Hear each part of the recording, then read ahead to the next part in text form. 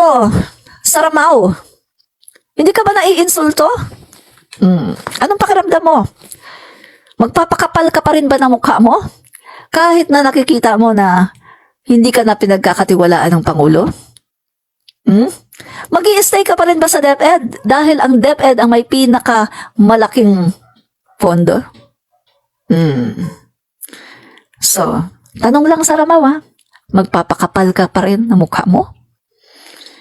Kahit na alam mo na ganito, wala na ang tiwala sa iyo ng Pangulo. Papakapalin mo pa rin ang mukha mo para lang mag-stay sa DepEd nang sa ganon. Kasi alam na DepEd, malaki ang pondo, malapit na eleksyon, alam na di ba?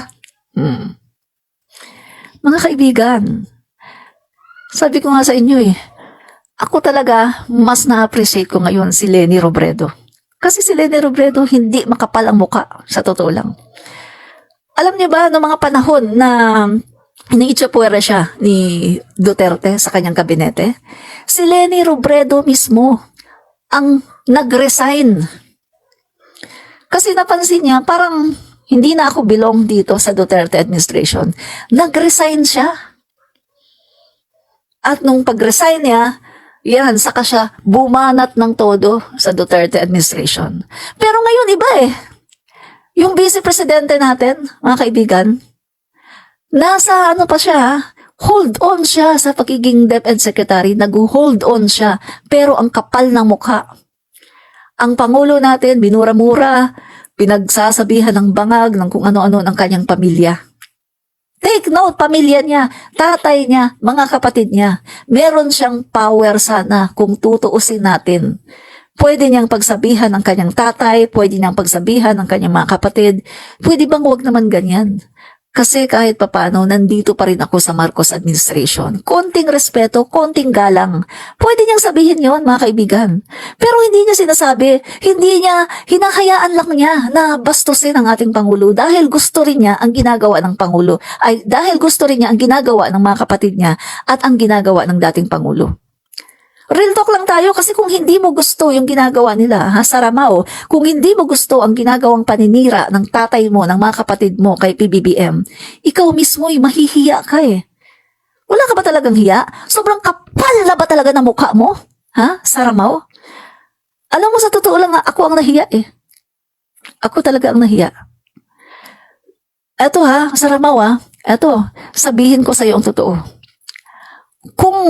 Kung nagkapalit tayo ng pwesto, kung ako ikaw, pagkatapos yung aking tatay, yung aking kapatid, ganyan ang ginagawa sa aking Pangulo kay PBBM. Alam mo ba? Siguro ang pakiramdam ko, mas gugustuhin ko pa na sana maging bula na lang ako. Bula para mag-disappear na lang kaagad ako. Kasi nakakahiya Pero ikaw wala kang hiya. Makapal ang mukha mo, Sara Duterte. Ang kapal ang mukha mo. Traidor ka pa. Bukod sa makapal na mukha mo, traidor ka pa. Yan ang masasabi ko sa iyo. Kaya ngayon natutuwa ako dahil pinapakita na ng Pangulo natin na wala na siyang tiwala sa iyo. Iniwan ka as caretaker pero may kasama ka na. Si E.S. Bersamin at DAR Secretary Estrella. Take note, 2 lalaki pa. Ibig sabihin, wala nang tiwala sa iyo. Kasi nga naman, baka pagdating ng Pangulo natin, baka ikaw na ang nakaupo sa Malacanang. Kasi nga, ahas ka. Ikaw ang tunay na ahas sa Marcos administration. Ahas ka. Sa totoo lang, mabuti pang oposisyon At least talagang makikita mo, galit sila. Galit sila sa Marcos. Galit sila kay PBBM. Mabuti pa yan, at least alam mo ang kulay nila. Pero ikaw, Sara Duterte, hunyango ka, nagkukunwari, pangiti-ngiti, ngiti-ngiti, abot hanggang tenga ang ngiti mo. Yun pala, at the back of your mind, at the back of it, you're stabbing our president. Grabe. Napaka-traidor mo, Sara Duterte. Ang kapal ng mukha mo, Sara Duterte. Makapal ka! Makapal ka, sa totoo lang. Ang kapal ng mukha mo, traidor ka, nakakatulog ka pa ba sa gabi? Sa sobrang kakapalan ng mukha mo, tumingin ka sa salamin! Saramaw, tumingin ka sa salamin! Tingin-tingin ka din sa salamin, paminsan-minsan. May salamin ba kayo? Ha? Tingnan mo sa salamin ng sarili mo, Saramaw! Nakakahiya ka? Ang kapal ng mukha mo! Yan ang i-instill mo sa utak, sa isipan ng mga bata. Ha? Bilang isang DepEd Secretary, ang pagiging makapal ang mukha, ang pagiging traidor, ang pagiging pro-China, na walang pakialam sa bayan, yan ang i-instill mo talaga sa utak ng mga Pilipino, ng mga kabataan. Ang pagiging traidor sa bayan, makapal ka, Saramaw. Makapal ka. Hindi ka role model.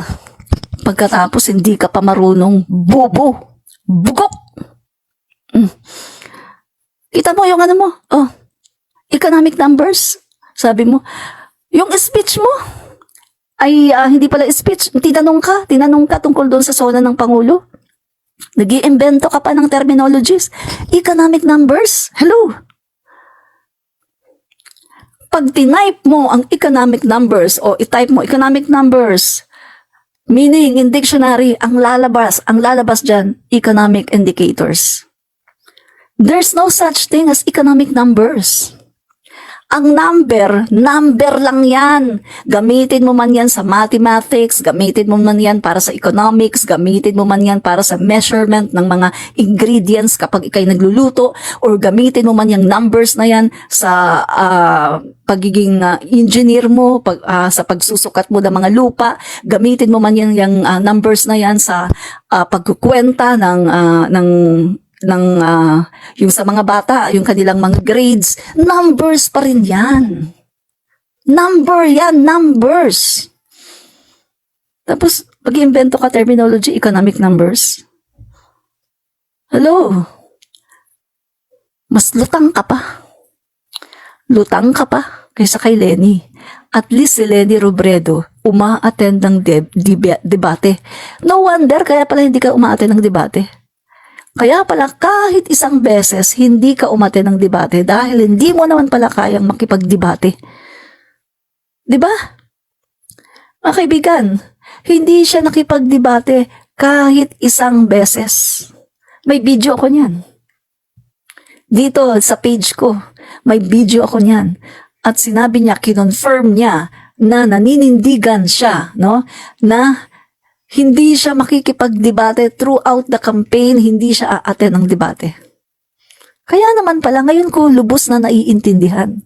Sa totoo lang, kung alam ko lang talaga na ganyan ka, katraidor sa bayan, hindi talaga kita binoto kahit sinabi pa ni PBBM.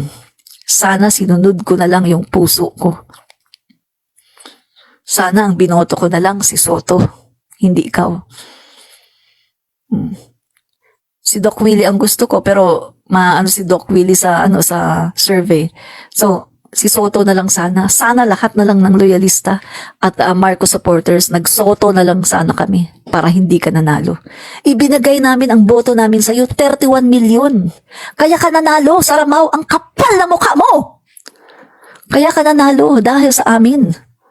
Binoto ka namin, mga Marcos loyalists and Marcos supporters, ang kapal na mukha mo. Pagkatapos ngayon, tinatraidor mo ang Pangulo. Sino ba namang hindi magagalit sa ginagawa nyo? Tinatraidor nyo ang Pangulo. Magdadalawang taon pa lang ang Pangulo natin, pero eto kayo, ginagawa nyo ang lahat ng paraan para pabagsakin ang ating Pangulo. Napakatraidor nyo, mga buhaya! Grabe kayo. Sana nga si Soto na lang. Opo, talaga. Si Soto talaga ang gusto ko nun. Pero dahil sabi ni PBBM na si Sara daw ang gusto niya na kapartner, so inisip ko, nga, sige si Sara na lang. Kasi para walang problema si PBBM, para walang magpapabagsak sa kanya. Kaso ahas pala. Ito palang Saramaw na ito ay isang ahas at traidor sa bayan. 'Di ba? Snake talaga, ahas. Kaya mga kaibigan, natutuwa ako ngayon sa improvement na nakikita na ng ating Pangulo na hindi niya dapat pagkatiwalaan si Saramaw. At ito nga, pag-alis ng Pangulo natin, mga kaibigan, ang iniwan niya as caretaker ng bansa.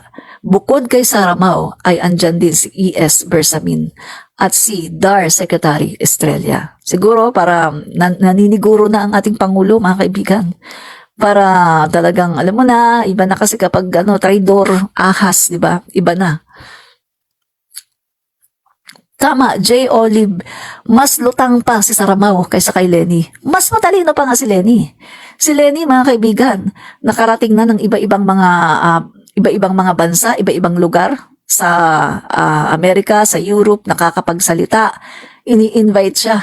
Diba? Mas matalino si Lenny. Si Sara Mao walang binatbat yan. Ngayon ko nga lang nare-realize, mas lutang pala kung sasabihin natin na lutang, ay grabe ang pagkalutang ni Sara Mao at talagang hindi marunong magsalita. At ang bagal ng process, ang bagal ng niya, mga kaibigan. Malalaman mo yung taong mabagal mag-process ang utak eh. Pag nagsalita, tingnan niyo siya pag nagsalita. Parang Duterte lang. Di ba? Mabagal, pagkatapos parang iniisip pa niya kung anong susunod, pagkatapos ganyan yung mga mahina yung pagpaprocess ng utak niya. Bata pa yan bata pa, pero ganyan na, mga kaibigan, di ba? Rico San Antonio, hindi niya kayang debate. Sure, talo ka agad. Opo, hindi niya kaya makipagdebate. Wala talaga siya. Naging pipi bulag sa West Philippine Sea issue. Correct. Vice Presidente ng Pilipinas, pagkatapos walang say, sasabihin lang, comprehensive na yung sinabi daw ng brother niya, si Pulong, ni Congressman Pulong. Hello? Inihalal ka ng 32 million, kaya naging 32 million yan, dahil ang 31 million dyan, yan yung Marcos loyalists, Marcos supporters, na ibinigay namin ang boto sa'yo. Ang 1 million, yan lang ang DD sheets. Kaya nanalo ka dahil sa boto ng Marcos loyalists and Marcos supporters. Dahil 1 million lang naman kayong mga DD sheets. Kaya ka nanalo. Pagkatapos, tinatanong ka tungkol sa West Philippine Sea. Sasabihin mo, no comment. Hello, simpleng Pilipino. Ang simpleng Pilipino, very concerned sa West Philippine Sea. Pero ikaw, Vice Presidente ng Pilipinas, dapat nga naninindigan ka kasi Vice Presidente ka Pero anong sinasabi mo? No comment. Pero kapag tinanong ka tungkol kay Kibuloy, dami mo sinasabi. Ang ginagawa ngayon kay Kibuloy ay isang pandarhas. Gumagawa-gawa sila ng mga witnesses kuno. Yan ang mo Pag kay Kibuloy, pag kay SMNI, kapag kay na Loren Badoy, kapag kay na Eric Celis, meron kang sinasabi, dami mong sinasabi, no? Nagkakaroon ka ng time para mag-statement. Tapos, may time ka pa nga para mag-incheck, di ba? Pero, sa West Philippine Sea, wala. Mga kaibigan, dito lumilinaw na talagang merong gentleman agreement ang Duterte administration. Lumilinaw dito, mga kaibigan. Baka kaya si Sara Duterte ay hindi makapagsalita, tikom ang kanyang bibig dahil alam niya kung ano ang gentleman agreement ng kanyang ama at ni Xi Jinping. Baka ito ang dahilan bakit hindi nakakapagsalita si Sara Mao. At hindi lang si Sara Mao, pati yung mga kapatid niya na supposed to be magsasalita yan dapat, di ba? Kasi pag Pilipino ka, regardless of your position, whether you're private citizen or public servant, dapat meron kang say pagdating sa West Philippine Sea. Pero ang Dutertes, wala silang say, mga kaibigan. So lumilinaw lang na talagang totoo ang gentleman's agreement at lumilinaw lang na parang meron nga talagang bentahan na nangyari. Kasi bakit ganon? Bakit napaka-aggressive ng China na inaangkin nila ang ating soberanya sa West Philippine Sea? Bakit sinasabi nila na sa kanila yan? At tayo ay lang tayo dyan? Tayo yung nanggugulo. Na kung titingnan natin over how many decades, wala naman sila dyan Hindi nga sila dyan nagpapakita Diba? Tayo lang talaga dyan. Napakatagal na yan, dekada-dekada na. Yan ang ating ang fishing sea natin. Diyan tayo nag-fishing sa Baho de Masinloc, sa parte ng ating EEC. Pero nasaan sila? Wala sila dyan. Pagkatapos ngayon, pati yung Recto Bank, na napakaraming langis, pinapakialaman na rin nila. At pinipigilan nila tayo na magdig ng oil sa Recto Bank na napakalapit sa atin, mga kaibigan. Walang ano yan, walang dispute yan, mga kaibigan, yung Recto Bank. Talagang malinaw pa sa sikat ng araw, atin yan. Pero bakit ngayon, pinapakialaman na rin ng China? Bakit ngayon, meron na silang sinasabi tungkol dyan at ayaw nila na magdig tayo ng oil? Oh. So lumalabas na talagang totoo ang gentleman agreement na yan ni Duterte kay Xi Jinping.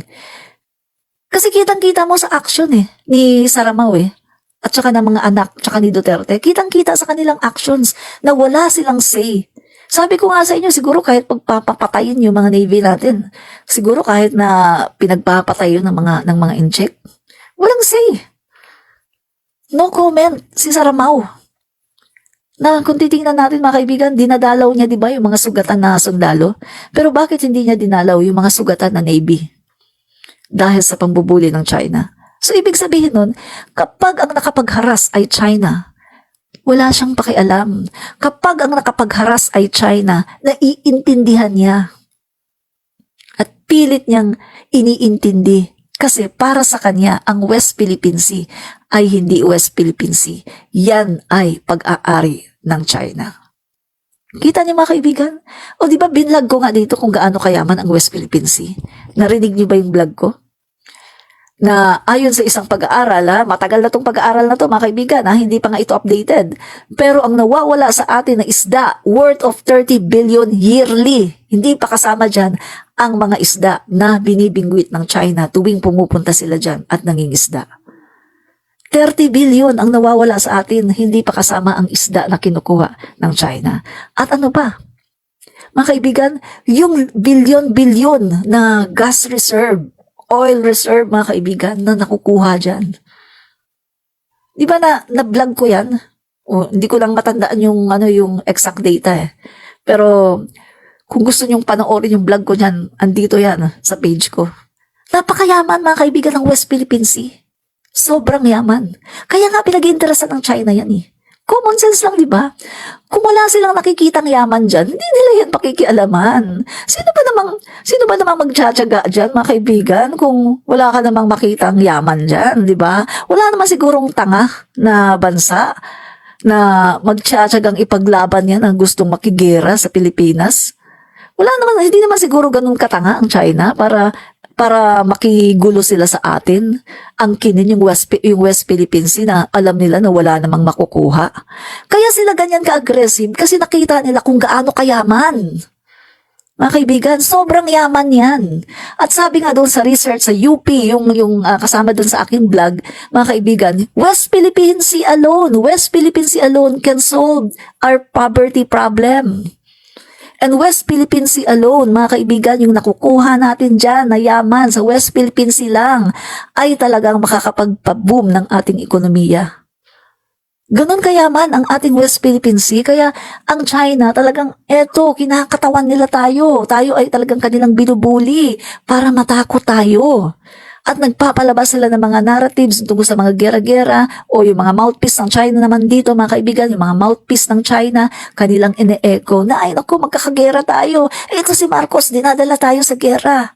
Ay, mabuti pa sa panahon ni Duterte. Walang gulo. Hello?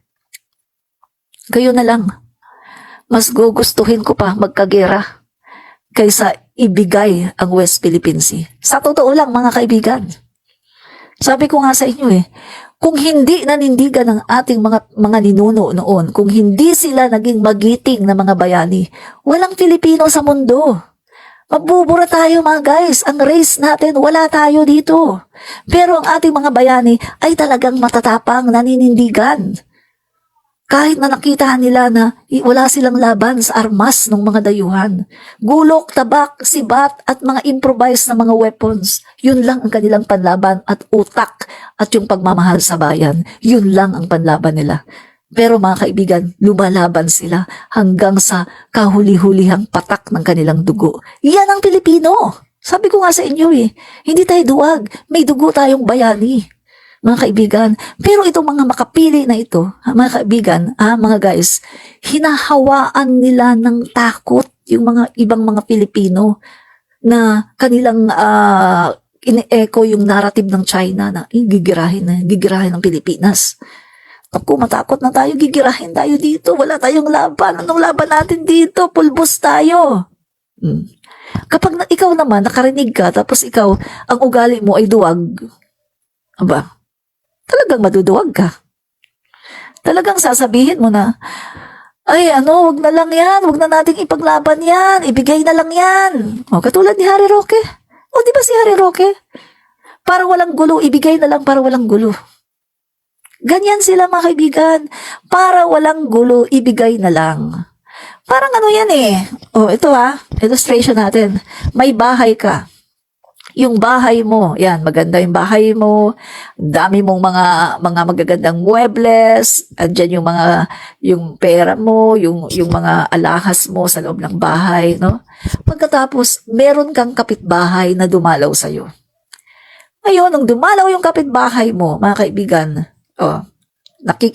nakikiligo, unang-una nakikiligo muna, nakikinood ng TV, pagkatapos kamukat-mukat mo, nakikikain na, tapos kamukat-mukat mo. Makikitulog ako bukas na ako uwi. Tapos kamukat-mukat mo, nung nakita niya, ay ang ganda ng bahay, ay ang daming dito. Kamukat-mukat mo mga kaibigan, sa loob ng bahay mo, ikaw na ang squatter, ikaw na ang pinapalayas.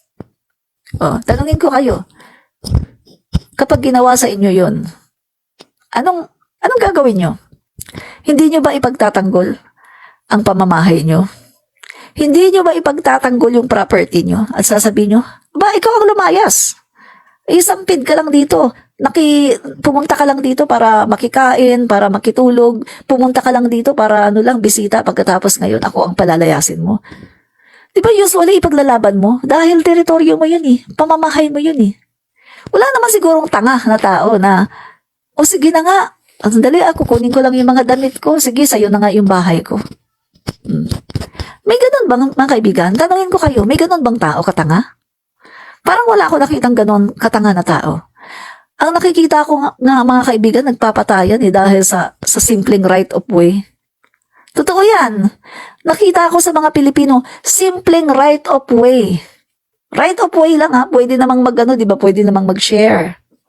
Pero may nagpapatayan, mga kaibigan. Simpleng right of way. Nagpapatayan na. May mga magkakapatid pa, nagpapatayan dahil lang sa boundary ng kanilang bahay. Uy, ninakaw mo yung 1 meter ng akin to. Boundary namin to Bakit tinayuan mo yan? May mga ganyan nagpapatayan. Lalo na ito, ang kalaban natin ay China. Isang bansa na napakalayo sa ating EEZ. Pero ito mga kaibigan ang lapit natin, pagkatapos sila, 600 nautical miles. Tapos inaangkin nila yung ating Ayungin Shoal. Samantalang 600 nautical miles sila. Sa atin 100 lang. So kitang-kita mo mga kaibigan, yung distance, kitang-kita mo, pag tinignan mo yung mapa, tayo talaga ang may karapatan. Tayo, nasa loob yun ng ating exclusive economic zone. Pero alam niyo ba mga kaibigan, binibigyan ito ng reason ng mga DD sheets. Mga kaibigan, sa China daw yan. Historical claim. Kasi ang China daw mga kaibigan, 11 dash line daw, 11. Diba? Doon nga lang sa 9 dash line nila kuhang-kuha na nila yung ating mga EEC, 11 dash line pa. Diba? Pero pinagtatanggol yan ng mga mouthpiece ng China, sinasasot. Yan ang kanilang yan ang naratibo nila. Yung naratibo ng China, naratibo din nila. Kasi nga mga kaibigan, hindi sila para sa bayan, kundi para sa bayad. Pagkatapos kami ang kanilang sinasabihan, kami ang kanilang pinagbibintangan, na bayad daw kami, na meron daw 400 million, na meron daw 25 million. Hello, sabi ko nga, mamatay na rito ang bayad na vlogger. Mamatay na ang bayad na vlogger. Dahil sa totoo lang, wala akong natatanggap na bayad. Mamatay na ang mga bayad na vloggers. Tingnan natin. 'Di ba? Yung nakakainis na pati si si Super Tae na sa kanya galing yan si Super Tae, mga kaibigan. Meron daw naglaan daw ng 25 million ang Marcos admin, para daw sa paninira sa kanya, para daw sa paninira sa kina Duterte, may 400 million pa. Hello. Kung kayo ang gumagawa niyan, wag niyong ibabato sa amin dahil wala kaming ganyan. Mamatay na ang mga vloggers sa bayaran. Alam ko naman kayo ang mga bayaran, yung mga vloggers, yung mga DD sheets. Kayo ang bayaran, hindi kami. Dahil palagi kong sinasabi, ang Pangulo natin, mga kaibigan, yung values niya pagdating sa pera, Ilocano Kuripot po yung ating Pangulo, Bongbong Marcos. Pagdating sa mga ganitong kuripot yan, mga kaibigan. Hindi lang siya kuripot sa pagtulong, katulad yan, mga bagong Pilipinas, Pero pag ganito, yung mga yung bigay-bigay para may troll, wala siyang ganyan, mga kaibigan. Maniwala kayo sa akin. Ang Duterte po, ang grabe po, talagang nagbabayad. Sabi ko nga sa inyo, mga guys pupunta kami sa mga events, mga kaibigan. Kung magbibigay man talagang transpo. Ako nga, ang layo ko, di ba? Cavite ako. Pag kahit bigyan man ako ng transpo na 1K, walang matitira sa akin doon. Dahil magkano ang angkas? Kasi mula dito sa mag-jeep ako. Tapos pagdating doon sa para makahabol ako or hindi ko alam yung venue, mag-aangkas ako. Magkano ang angkas? Mga kaibigan, umaabot ng 600. Ibabalik pa ako, mga kaibigan. Magkano yon? Kaya kung magbibigay man ng transpo lang talaga yon. Ni pang merienda, wala doon. Mabuti naman kasi libre naman din ang merienda namin Kapag may mga events libre naman ang pagkain Pero sasabihin na bayaran, mamatay na ang lahat ng mga vloggers sa mga bayaran. Yun ang sasabihin ko. Tingnan natin. Diba? Maria Teresita Hard, kapag tanungin yung mga DD shit vloggers, ang isasagot sa iyo ay pulburon. Yun nga, panay sila pulburon. Yun nga talaga, panay pulburon. Pero tignan mo sino ba ngayon ang may video na kumakalat na pulburon? Nagto 2 joints. At sino ba yung may mga video na kumakalat na self-confess na nagchuchongki? Di ba? Nagchuchongki ng Mary Jane. Yung tatay nila. Sino rin ba yung self-confess na addicted sa fentanyl? Yung tatay nila. Di ba? Sino din ba yung hinahamon ni Baron Geisler? Ipadrag test mo yung mga anak mo. Bukas, sige, ipadrag test mo. Anong pakiramdam mo kapag nalaman mo na positive? Hamon sa kanya ni Baron Geisler, hindi siya kumasa. Kasi alam niya. Diba? Panay sila pulburon. Hello. Pagdating pa nga lang sa utak makikita mo na kung sino nagpupulburon Si PBBM, kita mo naman, nakakapag-memorize pa. Pag nagsalita, nakikita mong organize ang kanyang utak, organize ang kanyang thoughts. Yung tatay nila, mag-i-speech, ang bagal, pagkatapos hihinto, hindi na niya alam ang kasunod. Tapos, ang gagawin niya, mag-change na siya ng topic. Pagkatapos hihinto, hindi na niya alam ang susunod, iba na naman ang topic. Observe nyo yan sa mga speech ni Digonio. Makikita nyo yan. Yan po ay sign. Sign po yan na hindi na po masyadong nagpa-function ng maayos ang kanyang brain cells. Apektado na ng fentanyl. Kasi mga kaibigan, kapag ikaw ay addicted sa kahit anong substance, mga kaibigan, kita mo yan dito yung iba pa nga na may mental hospital Yes, mga kaibigan, yung iba pa nga hindi kinakaya na may mental hospital. Nagkakaroon sila ng mental health problems. At yung iba, nagkukumit ng suicide. Whitney Houston. Sikat na singer. Paborito ko pa yun, Whitney Houston. Addicted sa cocaine. Anong sabi niya sa interview niya? May mga panahon na gusto na niyang mag-give up, ayaw na niyang mag-cocaine. Mga kaibigan, ayaw na niya. Ayaw na niya mag-cocaine. Pero ano ang nakikita niya? Sa loob ng kanyang kwarto, nakikita niya si Satan, si Satanas. At tumatawa daw at saka talagang yung inuutusan siya. Ganun kasi mga kaibigan eh. Yung mga addicted sa mga ganyang substance, mga kaibigan, ano yan sila? Under the influence of Satan. Panoorin nyo yung para malaman nyo, para hindi nyo sabihin na fake news yung sinasabi ko. Si Satanas na ang nakikita niya. Si Whitney Houston, mga kaibigan. Mga panahon na gusto na niya, di ba, nag-ano pa nga siya na parang bumalik siya sa Panginoon. Pero pinipigilan siya ni Satan. At talagang nagpapakita daw sa kanya. Kasi under na siya ng influence ng cocaine eh. Kapag once na under ka ng influence ng kahit anong droga, under ka ng influence ng demonyo, ng devil. Yun. Kaya nga mga kaibigan si Duterte, di ba? Pumapatay ng tao. Di ba? Si Duterte, pumapatay siya ng tao eh. Under siya sa influence ni Satan. Yan mga kaibigan hindi naman yan di ba? Hindi naman yan lihim, di ba? Kasi si Duterte mismo ang nagsabi niyan. I kill, di ba? Sinasabi niya na siya ay pumapatay. Siya mismo ang nagsabi niyan. So hindi yan lihim. Bakit niya nagagawang pumatay? Kasi nga under siya ng influence ni Satan. Kapag matino ang utak mo, kapag matino ang isip mo, mga kaibigan, walang matinong tao na pumapatay ng tao. Kaya nakukuha ng tao na pumatay dahil under siya ng influence ng demonyo. At yun si Duterte. Under siya sa influence ng demonyo. Kaya nakukuha niyang pumatay ng tao. O si PBBM. Pumatay ba ng tao si PBBM? Wala. So ibig sabihin, matino ang isip ni PBBM.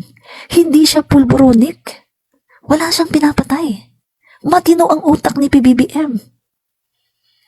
Kaya kung titingnan natin kung sino ang merong mga napakaraming evidences na talagang nagdodroga, walang iba kundi ang Dutertes. Kasi pumapatay sila ng tao. Yan ay isang napakalaking ebidensya na sila ay nagpupulburon. Mga kaibigan, walang normal na tao na papatay ng kanyang kapwa-tao. Tandaan nyo yan. Walang normal na tao na makakayang pumatay ng kapwa niya tao. Ang pumapatay lang ng kapwa niya tao ay under sa influence ng droga. Tandaan nyo yan mga kaibigan. Tandaan nyo yan. So kitang-kita kung sino ang under sa influence ng droga. Si Duterte. Yung mga Dutertes. Kasi nakakaya nila na pumatay ng tao. Pero si PBBM, wala. Si Duterte nga mismo nagsabi, sobrang bait ni Marcos. Kahit langaw, hindi niya kayang pumatay. O diba si Duterte mismo nagsabi? Sobrang bait daw ni Marcos. Kaya nakakatawa, yung palagi silang pulburon-pulburon. Pero nakikita mo na yung manifestation ng pagiging pulburonik nandun sa kanilang puon. Nakakatawa, di ba mga kaibigan? Tapos hanggang lang sila hanggang labas ng video mga kaibigan. April na. Sabi nila noon ilalabas daw nila ng tapos ibang month naman pagkatapos nung malapit na yung April, sa April daw ilalabas na, magugulat daw tayong lahat. Hello. April 10 na ngayon. Wala pa rin. Kailan nyo ilalabas yan? Kapag hindi na uso ang mga DD sheets. So makikita mo lang talaga mga kaibigan, wala talaga silang credibility. Hindi talaga sila dapat na paniwalaan. Mga walang credibility. Kasi nga, puro lang talaga paninira yung sinasabi nila sa ating Pangulo. Purely paninira lang talaga, mga kaibigan, no? Yung mga DD sheet, baka ganon, Admin Rich, Jomar Fernandez. Correct po, ganon talaga sila, no? Sila po yung ganon. Nung panahon ni President Bush, natanong siya kung anong bansa ang mayaman. Binanggit niyang Pilipinas dahil alam niyang mayaman sa natural resources ang Pilipinas. Maria Teresita Hard. Correct. Tama po kayo. At sa katotohanan po, yung katotohanan, ang Pilipinas po talaga ay sobrang yaman sa gold. Totoo po yan. Alam niyo po ba kung bakit nabawasan, kumonti yung gold natin? Mga kaibigan, ang Spain. Nung nandito yung Spain, mga kaibigan, unti-unti, di ba yung mga kayamanan natin? Di ba kinukuha nila yung mga kayamanan ng ating mga ancestors at unti-unti yan, tinatransit nila yan sa Spain. At nung umalis na sila mga kaibigan, dala-dala nila yung ating mga kayamanan at ating mga gold. Pero isang napakalaking ebidensya mga kaibigan na talagang sobrang yaman natin sa gold. Ito makinig kayo. Saan ba nakita yung mga gold mga kaibigan na yung mga gold na nasa codex nakalimutan ko yung ang sumulat ng librong ito mga kaibigan nasa India to nasa India library itong libro na to. Ang sumulat ng libro na yan mga kaibigan ay isang Spanish at inilarawan niya ang itsura ng mga lumang Pilipino, ng mga ancestors natin. Na ang mga Pilipino daw nung unang panahon mga kaibigan, nung pagdating nila dito, ang ating mga suot ay puro mga gold. At napatunayan yan dahil nahukay dun sa Agusan, sa parts ng Mindanao, nahukay. Yung mga sinasabi doon sa codex, nakalimutan ko yung pangalan na ba? Search ko nga dito. Yung mga nilarawan doon, mga kaibigan, na mga gold na sinasabi doon sa libro na yun, nakita mismo sa Agusan. Merong mga nakakita na mga yung iba yung construction, nagko-construction na nahukay nila. Ang dami mga kaibigan nakita na mga gold. At kita nyo mapuntan lang tayo sa fast forward tayo sa mga ancestors ko, sa lolo-lola ko. Yung lola ko at lolo ko mga kaibigan, yung kanilang mga ngipin, may mga gold. Tapos yung lola ko nagkukwento yan. Yung mga gold noon mga kaibigan, parang baliwala sa kanila, mga kaibigan. Meron daw silang yung mga gold noon, parang ginagawa lang daw na na yung pang laro-laro lang mga kaibigan, na baliwala, hindi daw nila masyadong pinapansin ang mga gold. Ganyan po kayaman ang Pilipinas, no? Mga kaibigan, ko yan minsan itatapik ko yan, no? Yung sinasabi ko sa inyo, para patutuhanan ko sa inyo na sobrang yaman po ng ating bansa sa gold. Totoo po yun. Kaya nga po, ang sinasabi po, yung Marcos Wealth na yan, totoo po yan. Kaso sinasabi ng mga Taliano gold. Ako, hindi ko masyadong inaano yung Taliano gold Ang alam ko yung Marcos Gold. Pero yung Taliano gold, hindi ko masyadong pinagtutuunan ng pansin. Basta yung alam ko, yung Marcos Gold na po. Totoo po yan. Si President Marcos po talaga ay marami pong gold. At isang katunayan yan, mga kaibigan, nung pumunta sila sa Hawaii, di ba, na-exile sila sa Hawaii, si Cherry Covarrubias, mga kaibigan, inutusan po niya na pumunta sa Sierra Leone para bumili ng gold refinery. Nagulat si Cherry Covarrubias. Bakit siya uutusan ni President Marcos Sr. na bumili ng gold refinery sa Sierra Leone kung wala naman siyang mga gold? Make sense? Common sense lang, di ba mga kaibigan? Kung walang mga gold si President Marcos Sr., bakit niya uutusan si Cherry Covarrubias na pumunta ng Sierra Leone para bumili ng gold refinery? Yung pang tunaw ng ginto. Bakit niya uutusan yun? Di ba? May merong niyan si Cherry Covarrubias mga kaibigan. Meron siyang interview na sinabi niya yun. Baka sabihin nyo na nagbibiro ako, no? Hahanapin ko yung interview na yun. Na inutusan siya ni President Marcos. Pero hindi lang siya natuloy dahil si First Lady Imelda Marcos meron daw inutos na iba. So sabi daw ni President Marcos Sr., sige unahin mo muna yung inuutos ni FL Imelda Marcos. So doon pa lang mga kaibigan hindi mag-uutos si President Marcos Sr. na bumili ng gold refinery sa Sierra Leone kung wala naman siyang mga gold. Kaya, yung sinasabi ng mga, ay, yung gold, gold. Kasi si PBBM daw, sinabi daw ni PBBM na wala naman siya nakitang gold. Mga kaibigan, etong sabihin ko sa inyo. Sino ba namang siraulong aamin na, ay, oo, may mga maraming ang gold. Eh, alam naman natin kung gaano ka gahaman yung mga tao ngayon. Common sense. Kung kayo marami kayong gold, aaminin nyo ba na marami kayong gold? Eh, alam naman natin, sa panahon ngayon, papatayin ka pa. 'Di ba? At ang dami ngayon mga talagang masasamang tao na gusto talagang makakuha ng mga kayamanan. Kahit ako mga kaibigan, kung marami akong gold, sasabihin ko ba na marami akong gold? Hindi. Kaya yung pangulo natin mga kaibigan, naiintindihan ko kung bakit niya sinasabi niya hindi niya nakikita. Naiintindihan ko 'yun kasi kahit ako ganun din ang sasabihin ko. Walang matinong tao na ipangangalanda ka na, oh, may gold nga kami. Oh, nakakita ako. Ang dami naming gold. Hello? Kung pinangangalandakan mo na marami kayong gold, aba, hindi ka matinong tao. Diba? Kaya lang naman na si FL Imelda Marcos, o kaya lang naman yun na ipakita yung kanyang mga dokumento, di ba? Kasi during that time, inaano di ba sila na, nakaw daw yan, nakaw. Pinakita niya. Ayan yung mga dokumento, legit yan. 174 banks. Na yan yung mga yung mga asset na lumago yan dahil sa gold. Di ba?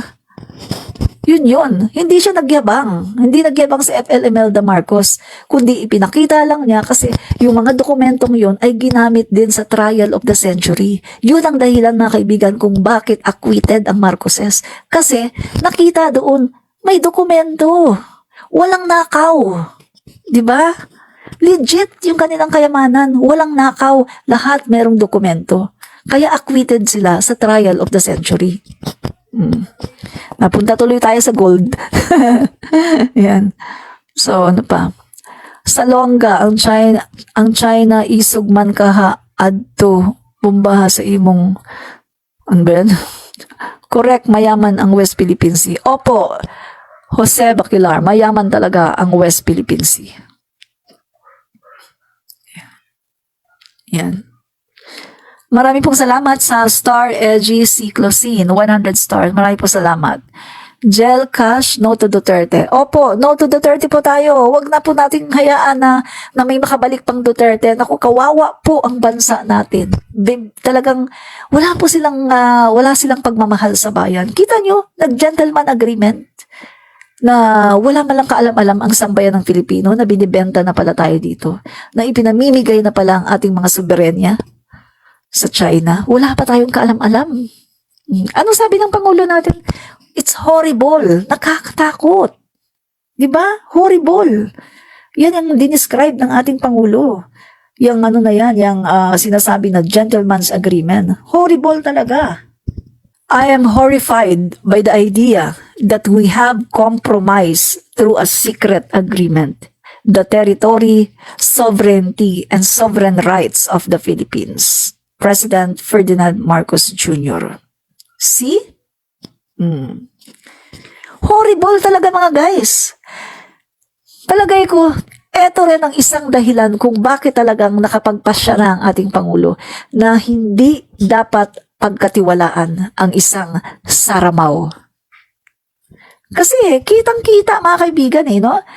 President Ferdinand Marcos Jr. said in media interview that he is horrified at the secret gentleman's agreement with China, reportedly struck under the previous administration to keep the status quo in Second Thomas Shoal, a disputed maritime feature in the South China Sea. Unang-una sa lahat, bakit ka makikipag-agreement para hindi magkagulo, para payagan na? Hello?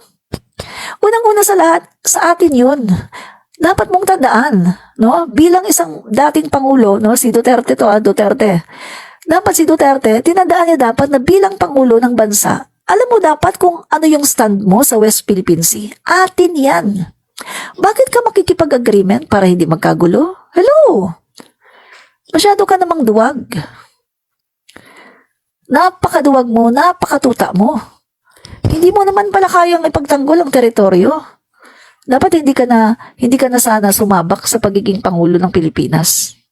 Mga kaibigan, kung sino man ang nag-aambisyon na maging Pangulo ng Pilipinas, mga kaibigan, wala silang karapatan na mag-ambisyon kung hindi nila kayang ipagtanggol ang ating mga teritoryo at ang ating soberanya sa West Philippine Sea. Kaya si Sara Duterte, wala siyang karapatan, mga kaibigan. Walang karapatan ang mga makapili, walang karapatan ang mga pro-China na mag-ambisyon na maging Pangulo ng Pilipinas. At huwag natin silang hayaan, mga kaibigan, na makaupo sa Malacanang dahil hindi sila karapat-dapat na maging Pangulo ng bansa. Huwag natin hahayaan, mga kaibigan, yung mga ganyang klaseng tao dahil hindi sila dapat maging Pangulo ng bansa. Norshi Ibad watching from Bacoor, Cavite. Hi, hello, Norshi, no?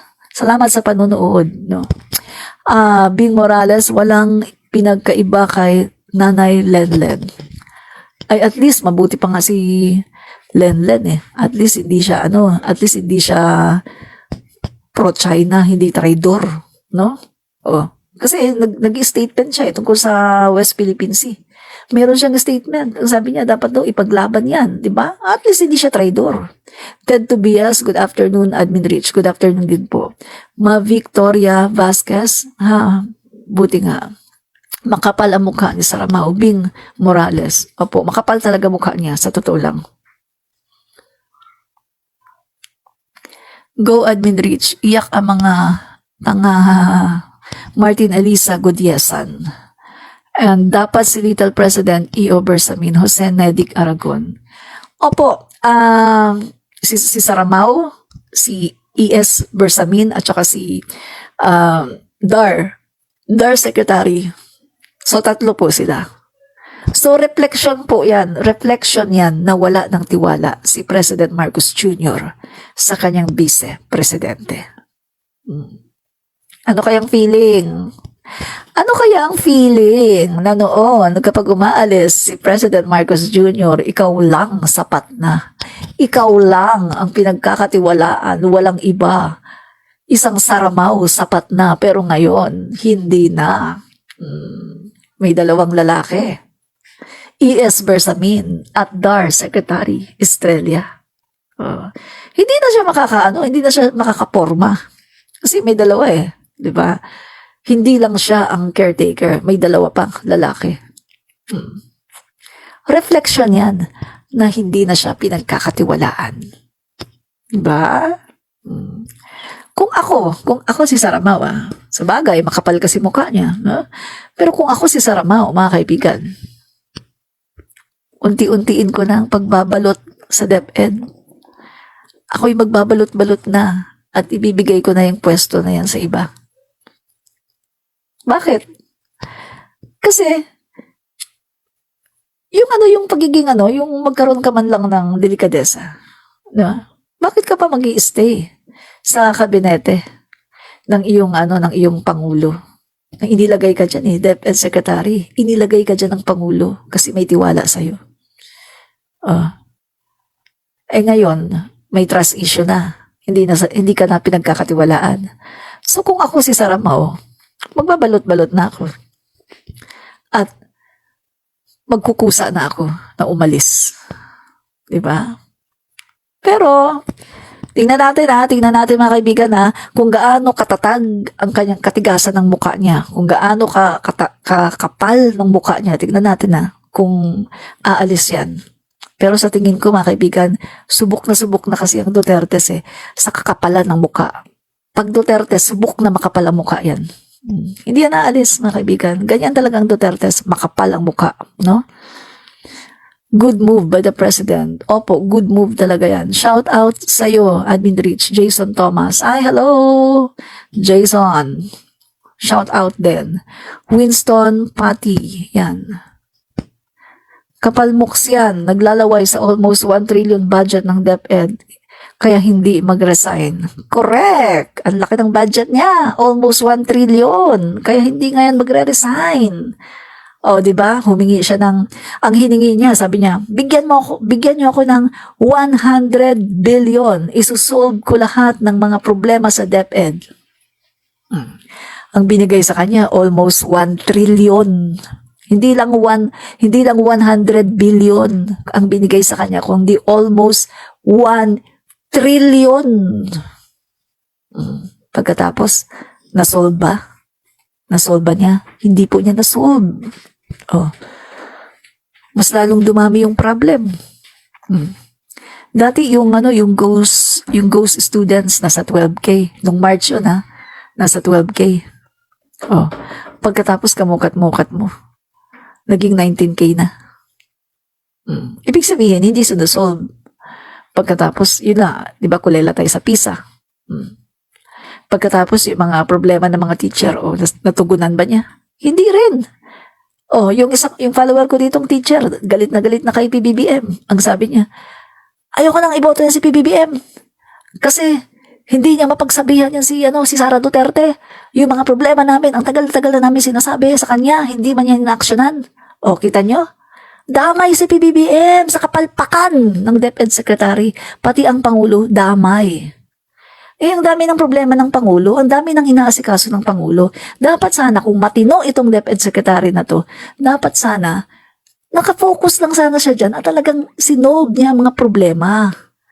Kaso hindi damay ang Pangulo. Pagkatapos kamukat-mukat mo, mataas ang trust rating, mataas ang performance rating. Hello? Nasaan ang performance mo? Mataas ang performance rating mo, oo, diyan sa mga survey nyo. Diba? Hello, kapal na mukha mo. Ngayon, lumalabas na ngayon. Sino ang mga makamarcos? Marami. 31% ang makamarcos. Ang makaduterte, 20% lang. At sabi ko nga sa inyo, yung natira na 45%, yung undecided, yung mga yan, pagdating ng 2028, pag nakita nila na, ang ganda ng nagawa ni President Marcos Jr., ang ganda. Pagdating ng 2028, yung mga yan, yung undecided na 45% na yan, doon yan pupunta sa kung sino man ang itataas na kamay ni President Marcos Jr. Kasi yung mga undecided na yan, malamang yan ay mga Marcos supporters din na medyo nag-iisip-isip sila ngayon dahil nakikita nila kanilang naririnig napakaraming mga fake news, mga batikos sa Marcos. Yung iba siguro dyan medyo nag-aalanganin, medyo naniniwala sa sinasabi ng mga DG sheets. Pero undecided pa sila kasi medyo inaano-ano pa nila kumbaga tinitimbang-timbang pa nila. Pero pagdating ng 2028, naniniwala ako, pupunta lahat yan doon sa kung sino ang itataas ni President Marcos Jr. Lalong-lalo na pag nakita nila na, wow, ang ganda na ng Pilipinas, pinaganda na ng ating Pangulo, Bongbong Marcos. Diba?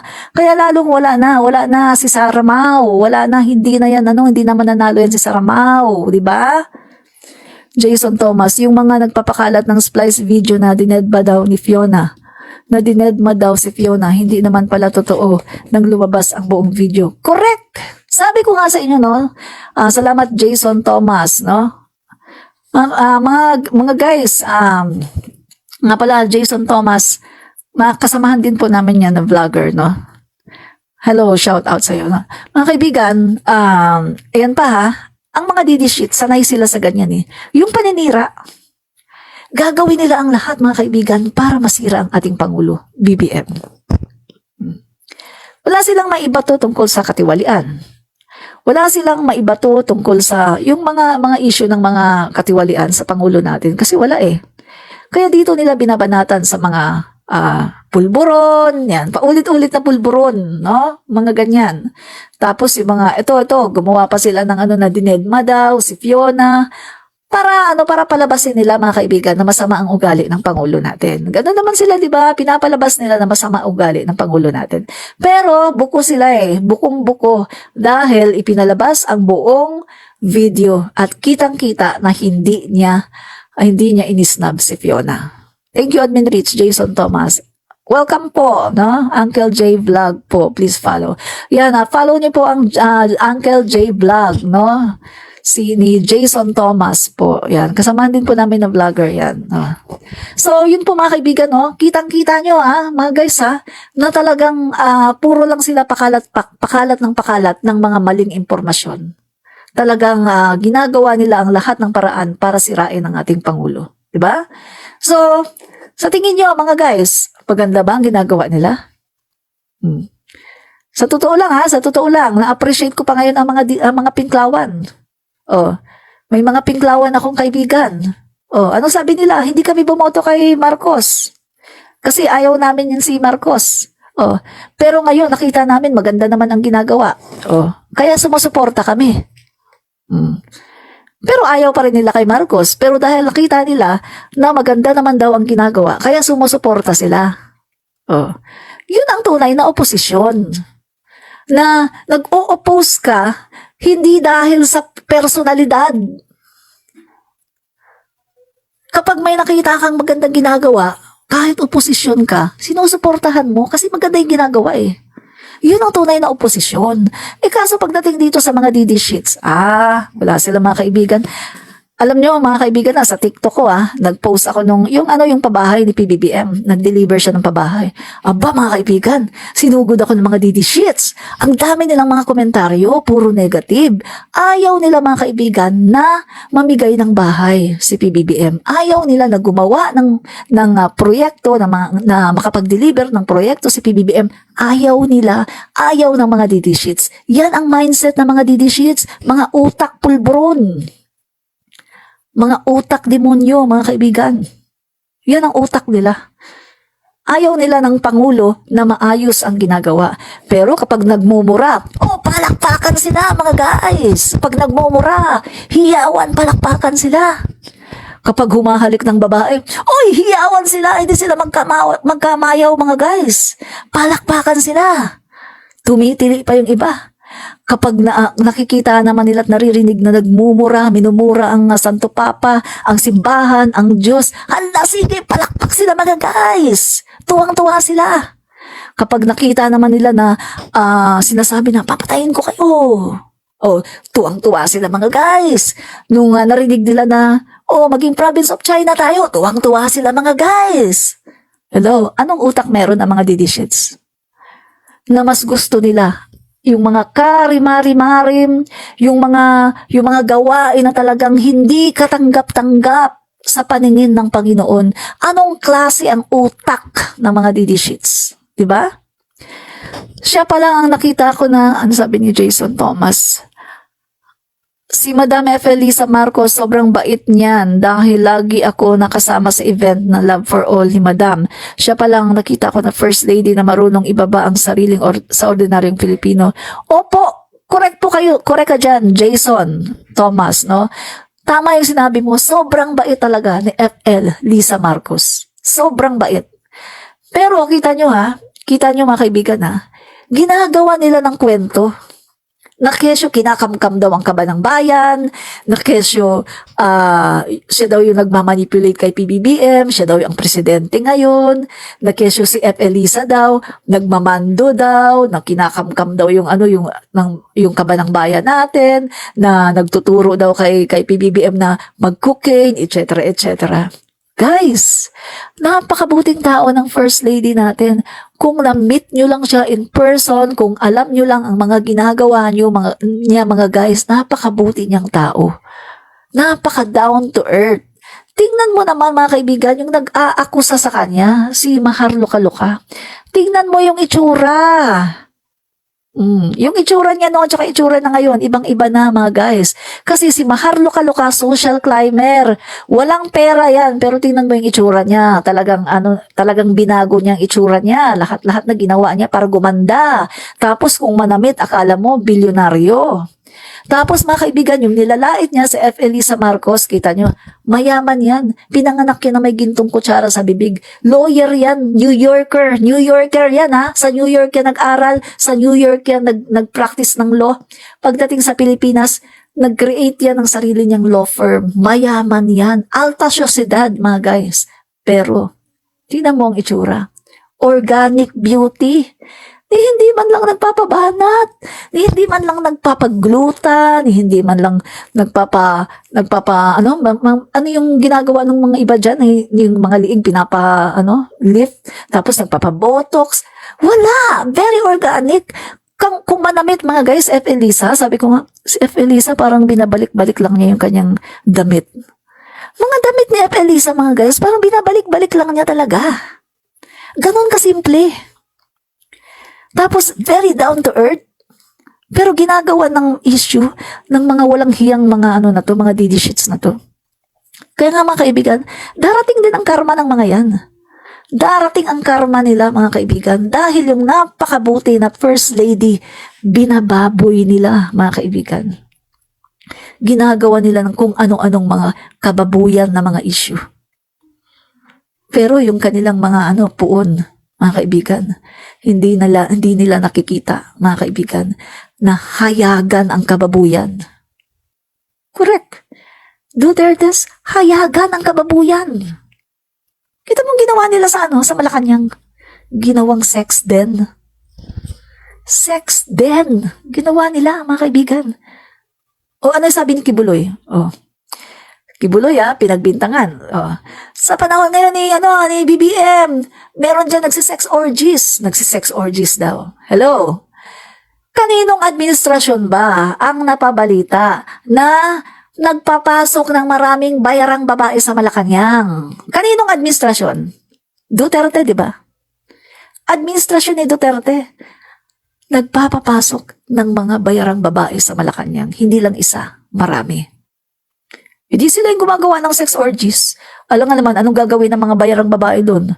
Makikipagkwentuhan doon sa mga government officials doon, makikipagkwentuhan sa mga guard, mga PSG. Ano bang ginagawa ng mga bayarang babae? Di ba nagbibigay ng aliw?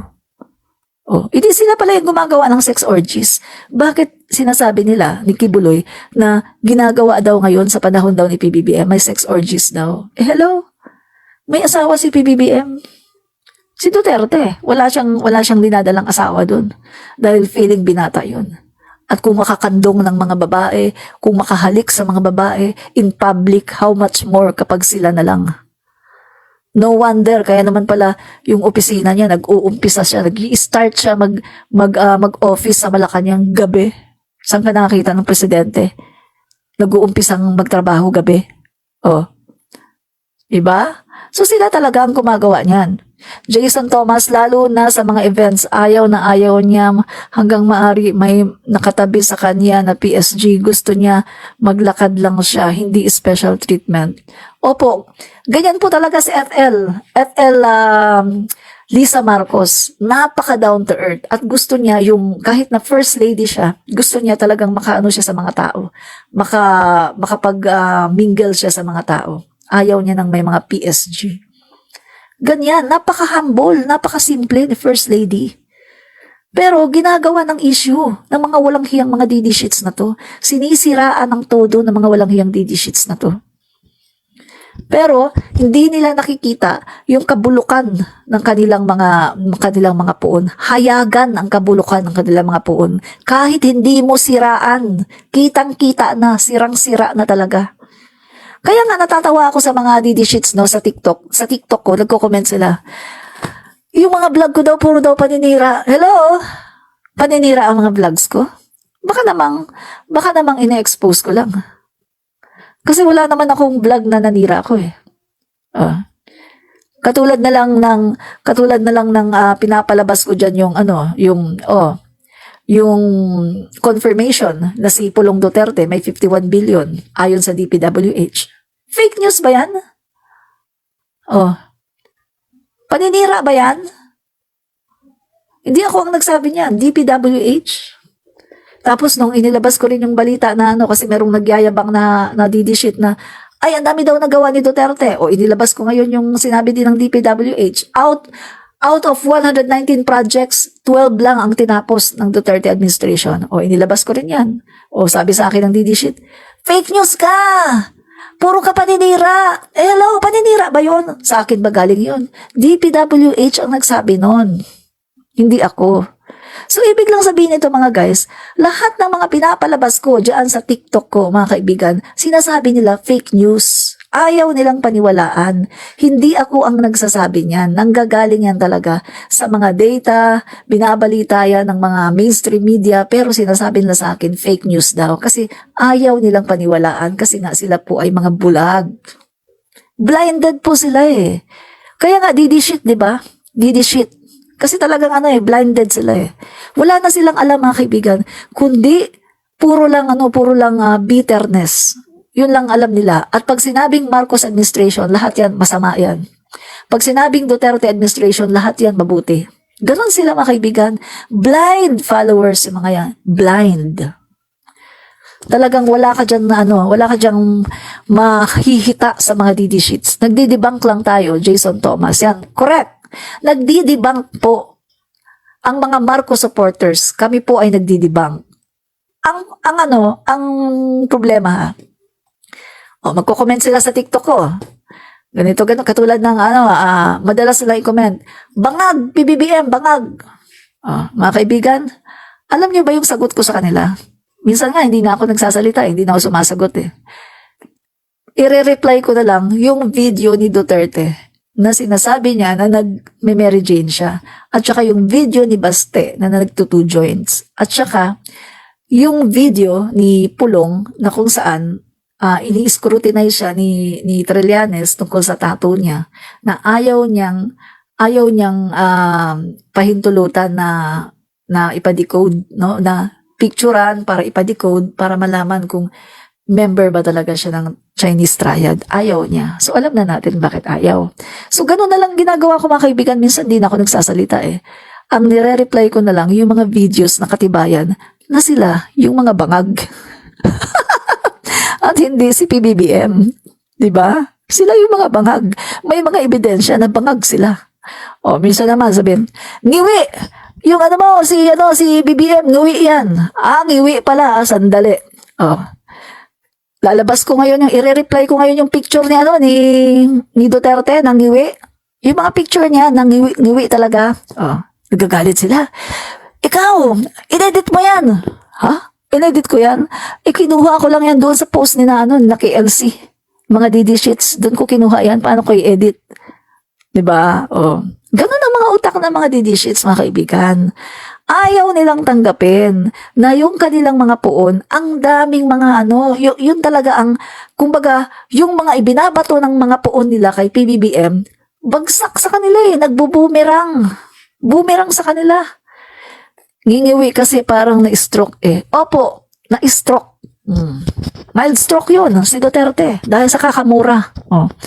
Tapos, di ba, ngayon, yung Pangulo natin, umalis, babalik yan. Ay, hanggang 14, di ba, yung niya, yung working visit. April 14, meron silang di ba, sa Davao, meron silang paninira rally. Ano na naman kayo sasabihin nila dyan sa paninira rally nila? Pupunta na naman dyan si Saramao, patitiyak ko. Di ba? Pupunta na naman dyan. Kasi, nilalagyan nila, prayer rally, maisog prayer rally. Hello? Prayer rally, puro naman yan pagmumura rally. At saka bakit maisog? Lahat naman kayo dyan duwag. Diba? Sasabihin lang maisog daw. Lahat naman kayo dyan duwag. Si Kibuloy, ayaw lumabas. Nagtatago. Son of God. Si Digonio, takot na takot sa ICC. Yung kanilang mga sila mga kaibigan. Si Bantag, nagtatago din. Si Tibes, mabuti na, huli na. Yung mga tropa nila, puro sila duwag. Mga nagtatago. Diba? Mga hindi pa huli ng buhay. Baka mausog. Maisog daw maisog, matapang. Anong matapang dun? Matapang lang kayo ganun-ganun kapag sa mga Pilipino.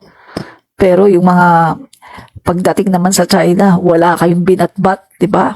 Praning rally po yun, Madam Harold Valdez Grande Jr. Nga, mga praning talaga yung mga nandun, no? So, yan mga kaibigan, yung Eto, mabalik tayo dito, no? Sa West Philippine Sea, dito kay Saramaw. Yan. So, kitang-kita na natin ngayon, mga kaibigan, na may talagang mapag-iisipan natin. Kasi, kita nyo, sabi ni PBBM, tinatanong daw niya yung past admin, tinatanong daw niya, no? Tinatanong nila, ano bang meron dyan sa gentleman's agreement? Sabihin nyo naman sa amin, para at least meron kaming alam. 'Di ba? Pero ang sabi dito mga kaibigan, hindi daw sila sinasagot ng maayos. Wala. Walang sagot na maayos. Na parang ano lang. Diba? So, kitang-kita na natin dito mga kaibigan. Kaya pala ganyan si Saramaw. Kasi meron na palang agreement ang kanyang tatay sa China. Oh. Kaya, boboto pa kayo dyan? Mga kaibigan, ang mga DD sheets, buboto pa rin sila. Wala silang pakialam. Wala silang basta iboboto daw nila si Saramaw. Mabuti na lang mga kaibigan at konti lang sila. Oh. Diyan lang naman sila sa Davao eh. At take note hindi lahat ng taga Davao ay maka-Duterte. Bakit ko alam yan? Yung yung kaibigan ko nga taga Davao.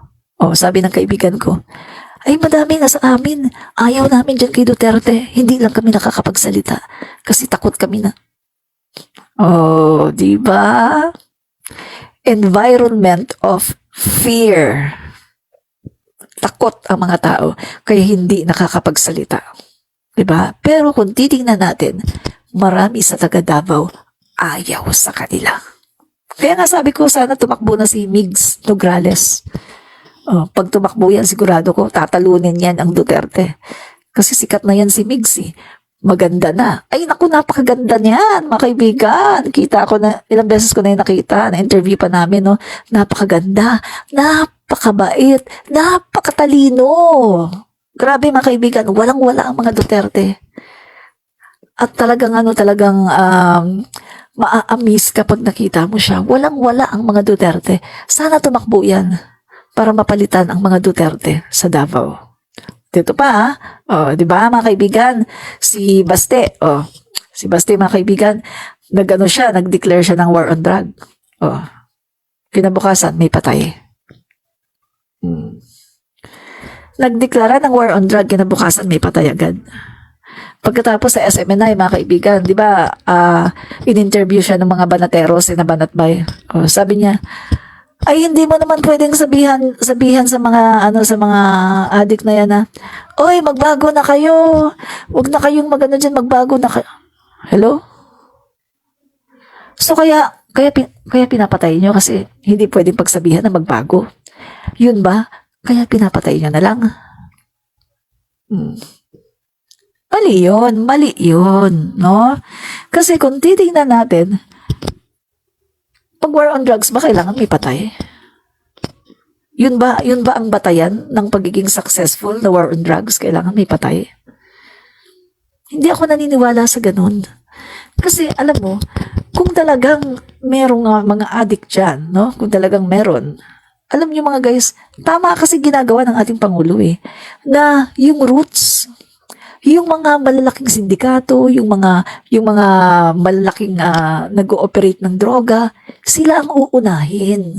Kasi sila, sa kanila kinukuha Kasi once na yung mga yan nahuli, nasampahan ng mga kaso, ibig sabihin mga guys, kukunti na lang ang mga magdi-distribute at darating ang panahon na mauubos na talaga, na wala nang mabibili kasi nga, inubos mo na yung mga ugat Kumbaga, pinutol mo yung mga ugat.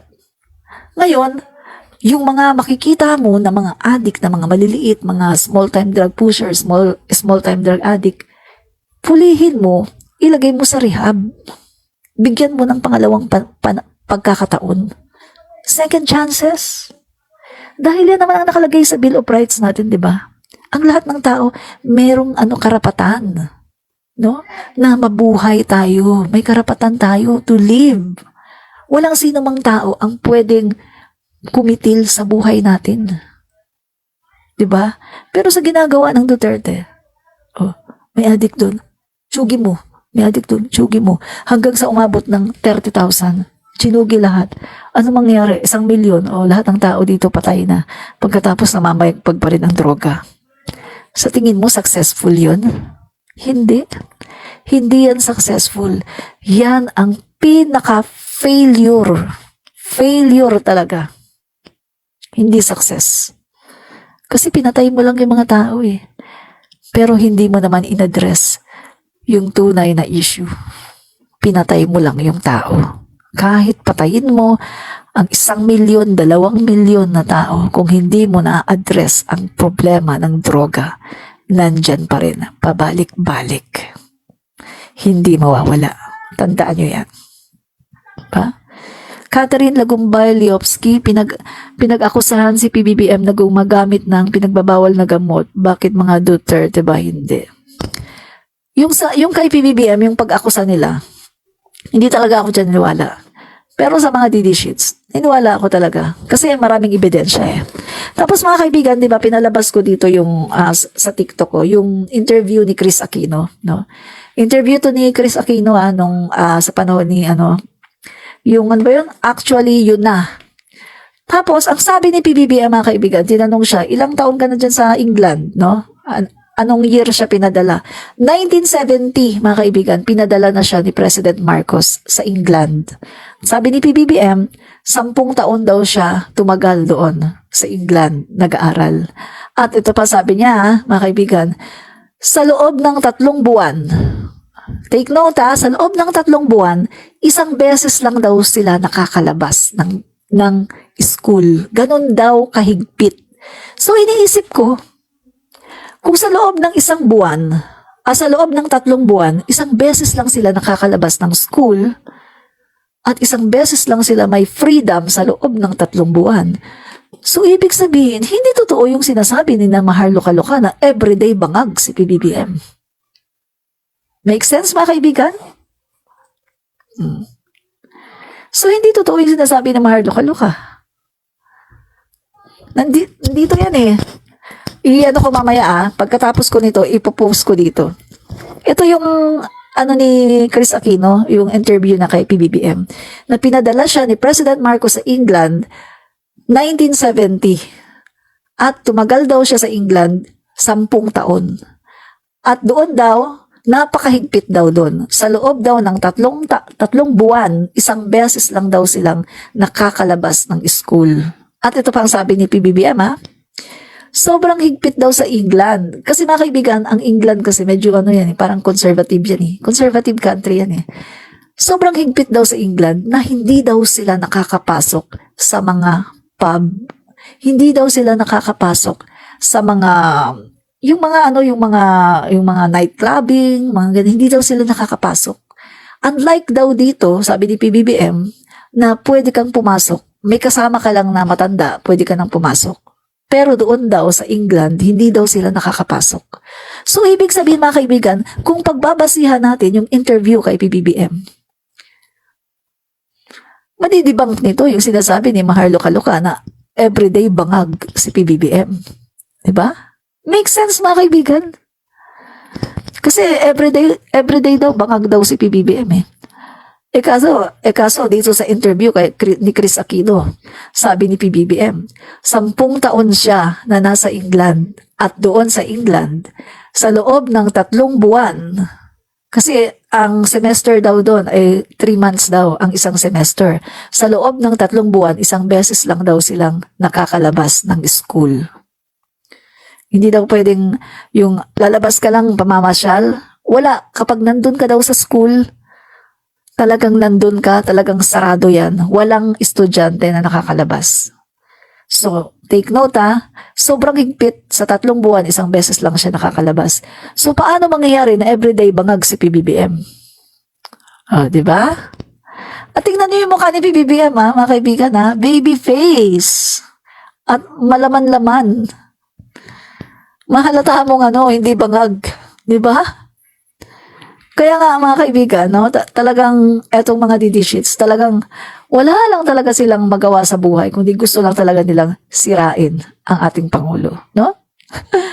Hoy, sabi ni Rodolfo Hernandez, hoy, magpasalamat kayo sa mag-amang Duterte. Di dahil sa kanila makakabalik ang mga Marcos. Sa totoo, yun nga panahon tumatakbo si Bongbong, natalo kay Robredo, baguhan pa. Ay, naku, Rodolfo Hernandez. O sige, patulan natin tong DD sheet na to. Okay, DD sheet, ganito ang nangyari Alam mo ba DD sheet, no? Si Duterte, hindi mananalo yan kung hindi yan sinuportahan ng Marcos loyalists at Marcos supporters. Unang-una, Rodolfo Hernandez, si Duterte hindi yan kilala. Doon lang siya kilala sa Davao.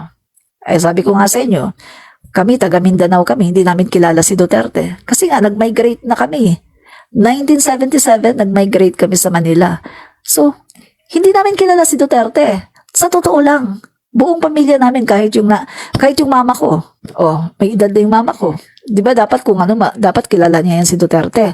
Hindi niya kilala. Walang nakakakilala sa amin sa Duterte. Kasi nag-migrate na kami dito In short, walang nakakakilala kay Duterte. Kasi nga Davao lang sila localize. Ang Marcos, sabi ko sa inyo Rodolfo Hernandez, 1949, si President Marcos Sr., kongresista na. Take note 1949, nag-start siya, kongresista na siya. Pagkatapos, naging senator, and then naging Senate President. Tapos, naging Pangulo ng Pilipinas 20 years. So, ibig sabihin, national election. Nananalo, national election. At 20 years siya na Pangulo ng Pilipinas. Luzon, Visayas, Mindanao, nakakakilala sa kanya, pati buong mundo kasi may mga OFW. Diba? Ang Duterte, local. Davao only. Hindi yan mananalo kung hindi yan dinala ng Marcos. At hindi yan mananalo kung hindi niya ginagamit ang pangalang Marcos. At kung hindi niya ginamit yung kanyang sinasabi na kapag siya ay nanalo, ipapalibig niya si President Marcos Sr. Ang laki-laki ng inyong utang na loob sa Marcoses. Sa totoo lang. Dahil kung walang Marcos, walang Duterte. Yan ang tandaan mo. At yung sinasabi mong natalo kay Leni Robredo, hello? Hindi siya natalo kay Leni Robredo. Nanalo si PBBM. Tingnan nyo tingnan mo. 3 hours. First ng counting 3 hours. Sunod-sunod yan. Kitang-kita sa screen. Akala ng mga tao talagang panalo. Panalo na si PBBM kasi talagang nangunguna, malayo. Millions. 2 million 2 to 3 million ang lamang ni PBBM kay Leni Robredo. Ngayon, nung hating gabi na, nag-iba na. Nung hating gabi na, natulog na tayo. Tapos, mga bandang 3:00, nag-iba na. Bakit kinakain na ngayon ang numbers ni PBBM? At bakit unti-unti lumalamang si Leni Robredo? Tapos 'di ba, kinwestiyon yan.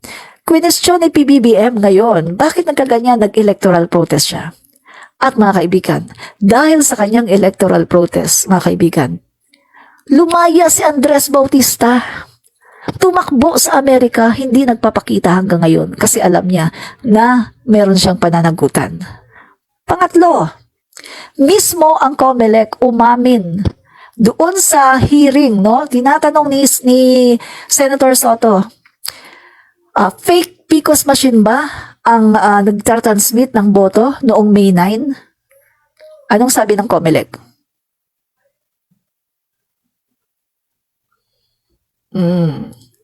Hindi siya nagsasalita ng oo, pero ang sabi niya, So hindi po natalo si PBBM, nanalo si PBBM. Plus ano pa? Pati mga senador, nagreklamo sila. May dayaang nangyari. Si Atienza na anti-Marcos, si Atienza anti-Marcos 'yun, 'di ba? Nung panahon ng kampanyahan, binabanatan niya yan si PBBM, pero anong sabi niya? I believe the legitimate Vice President of the Philippines is Bongbong Marcos. Pero ito ang masasabi ko kay Bongbong. Wag na niyang asahan na papaboran ang kanyang electoral protest dahil lahat ay magko-cover up sa kanilang mga kasalanang ginawa. Antayin na lang niya ang katarungan galing sa itaas. Sinabi yan ni Atienza. Meron pa akong video niyan. At ano pa mga kaibigan? Mismo ang Smartmatic umamin na meron silang kinalikot, meron silang iniba, meron silang binago. At mismo si Marlon Garcia, ang IT expert ng Smartmatic, umamin na meron siyang ginawa doon sa sa machine. At sabi niya, ibago naman daw niya nagalaw yung machine. Pumayag naman daw yung COMELEC, sina Rowena Guanzon, pumayag naman daw na buksan yung PCOS machine at kalikutin. So, ibig sabihin, may sabuatan. Smartmatic, ng COMELEC, Andres Bautista. Kaya hanggang ngayon, si Andres Bautista, hindi nakakauwi ng Pilipinas. Kaya tigil-tigilan niyo ako sa sinasabi niyong natalo si PBBM kay Leni Robredo. Hindi siya natalo. Si PBBM ang legitimate Vice President of the Philippines. Pero ngayon nakikita ko na kung bakit inalaw ng Panginoong Diyos na siya ay dayain. Kasi hindi naman pala pang Vice Presidente si PBBM. Si PBBM pala ay Pangulo ng Pilipinas. Kinikilabutan ako mga guys. Oh. Kinikilabutan ako guys. So ngayon ko talaga napapagtanto na God really works in a very mysterious ways na minsan akala natin na bakit naman ganito, napaka-injustice ito. Kasi panalo naman talaga si PBBM pero bakit ganito? Dinaya siya, hindi siya makaupo. Kaya pala inalaw ng Panginoong Diyos na dayain si PBBM dahil hindi naman pala siya pang Vice President. Pangulo naman pala talaga. Ngayon ko lang nauunawaan. Kaya alam niyo mga guys, nung naunawaan ko yan, dyan lang ako nag-umpisa na mag-move on na hindi ko na binabanatan si Leni Robredo. Kasi noon mga guys, sa totoo lang, anong hindi ko pa ma-absorb yan mga guys noon. Hindi ko talaga matanggap yan noon mga guys na nadaya si PBBM. Everyday binabanatan ko si Leni Robredo. Ang dami kong banat noon mga guys. Na pinapakita ko, nandaya ka, walang yaka, dinaya mo si PBBM. Pero nung na-absorb ko yan mga guys, nag-sink in sa utak ko na may purpose pala ang Panginoon. Kung bakit inalaw niya na dayain si PBBM kasi hindi naman pala talaga siya pang Vice President, kundi pang Pangulo ng Pilipinas. Ngayon, nakamove on na ako. Wala na akong ngayon, wala na akong sama ng loob kay Leni. Wala na akong sama ng loob sa mga dilawan. Nakamove on na ako. And even, tinatawag ko na rin si Leni Robredo as Vice President of the Philippines. Hindi na ako galit sa kanya. Nakamove on na ako, guys. Kasi nakita ko na yung perfect plan ng Panginoon. Na kaya naman pala niya inalaw na matalo si PBBM. Dahil yun naman pala ang gusto naman pala niya ay maging Pangulo ng Pilipinas. Diba? Doon lang yun mga kaibigan. Yan natin nakikita na talagang God really works in the most mysterious ways. Na kung minsan akala natin ay naano tayo, pero eto pala mga kaibigan, meron palang plano ang Panginoon na mas maganda para kay PBBM. Diba? Yun lang yun mga kaibigan eh. Yun. Kaya, Eddie Fontanilla, well said, madam. Thank you po. No? Oy, may isa,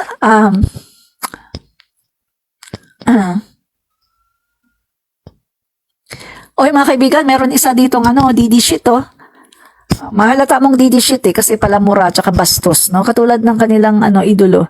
Ayan ang pangalan niya Alexander Infante. Basahin niyo mga kaibigan. Hindi ko na babasahin ang kanya kasi bastos no? Alam niyo mga kaibigan, yung mga ganyang klaseng bastos na tao. Pwede ko namang i-block yan Pero hindi ko siya ibablock. Hayaan ko lang siya mga kaibigan. Para mapapanood niya palagi yung aking vlog nang sa ganon lalo siyang ma-stress. At kapag lalo siyang na-stress sa mga vlogs ko mga kaibigan at tataas ang toxin sa kanyang katawan, mga kaibigan, baka ma-high blood pa yan, baka ma-stroke. Diba? O maaga siya Kaya sige lang, mambastos ka lang dyan, Alexander Infante. Yan. Diyan nakikita na talagang ang inyong mga idolo ay mga bastos. Diba?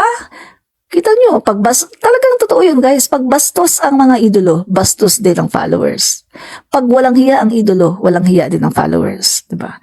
O yung idolo nila, nangahalik ng mga babae, self-confessed maniac. 'Di ba? Oh, ano sabi niya? Oh, pinasok daw niya mga kaibigan yung babae, yung maid nila, pinasok daw niya sa kwarto. Pagkatapos, oh, hahawakan daw niya. Bigla daw nagising. O, pumunta daw muna siya sa CR. Pagkatapos, nag-ano siya. Alam niyo na, yun, nag-ano siya ng kanyang ano. O, nagparaos. Pagkatapos, bumalik daw siya doon sa kwarto.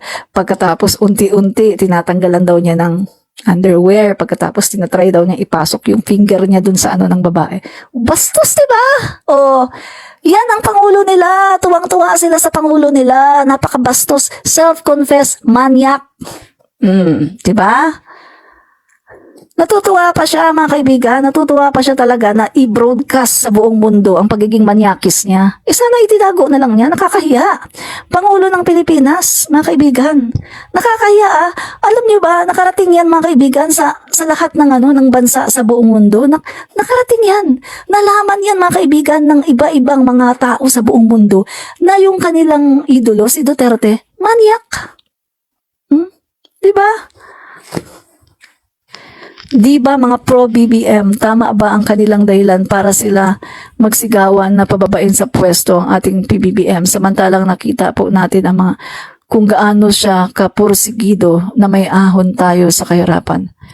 Tama ka dyan, Juliet Paclibar. Doon pa lang makikita mo na no?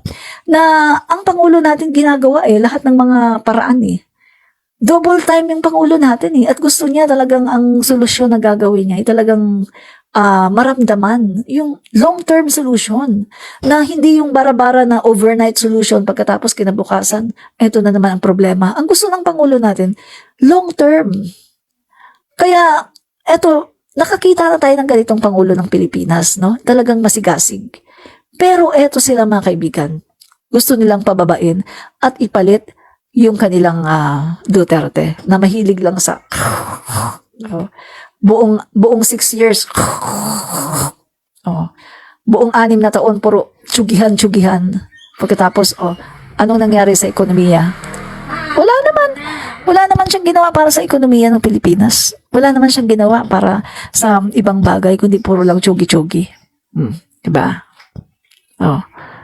Sinong matutuwa sa ganong klaseng Pangulo? Ang gagawin lang tsugi-tsugi. Di ba?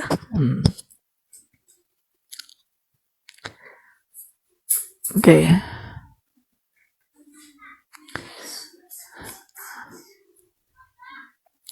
Yan, so mga kaibigan sana nasagot ko na itong isang troll na to na kung walang Marcos, walang Duterte.